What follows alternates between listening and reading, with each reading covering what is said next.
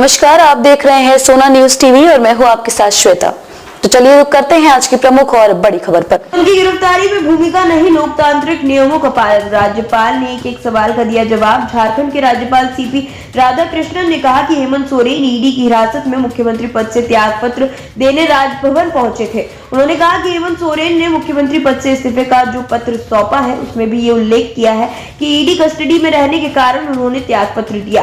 राज्यपाल ने गुरुवार को राजभवन में पत्रकारों से बातचीत में हेमंत सोरेन की गिरफ्तारी और इस्तीफे में राजभवन की भूमिका होने के सत्तारूढ़ खेमे के आरोपों को सिरे से खारिज करते हुए कहा कि उन्होंने हर लोकतांत्रिक मानदंड का पूरी तरह से पालन किया और 26.5 घंटे में दावे के मुताबिक चंपई सोरेन को सरकार बनाने का न्यौता दिया। उन्होंने कभी भी राष्ट्रपति शासन की अनुशंसा नहीं की। ज्ञात हो कि पूर्व मुख्यमंत्री हेमंत सोरेन ने भी विधानसभा में चंपई सरकार की विश्वास मत के दौरान अपनी गिरफ्तारी में राजभवन की भूमिका होने का आरोप लगाया था। राज्यपाल ने कहा कि 31 जनवरी को ईडी की ओर से हेमंत सोरेन को हिरासत में लिए जाने की सूचना पहले राजभवन के प्रधान सचिव को दी गई। इसके बाद सीएम सचिवालय की ओर से सूचना आई कि कस्टडी में होने के कारण हेमंत इस्तीफा देने राजभवन आना चाहते हैं।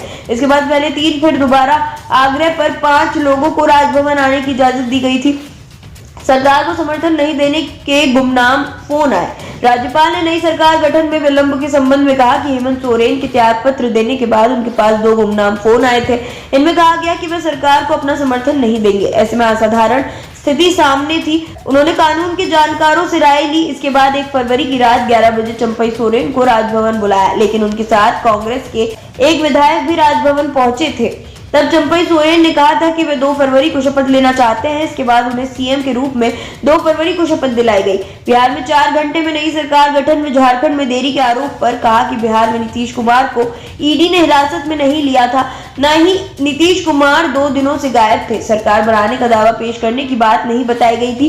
राज्यपाल ने कहा कि उन्होंने कभी नहीं कहा कि हेमंत सोरेन के साथ कौन आएगा कौन नहीं। पहले सूचना नहीं दी गई थी कि हेमंत सोरेन के साथ आने वाले विधायक सरकार बनाने का दावा पेश करेंगे। अचानक उन्होंने 47 में से 43 विधायकों की समर्थन की बात कहते हुए सरकार बनाने का दावा पेश किया।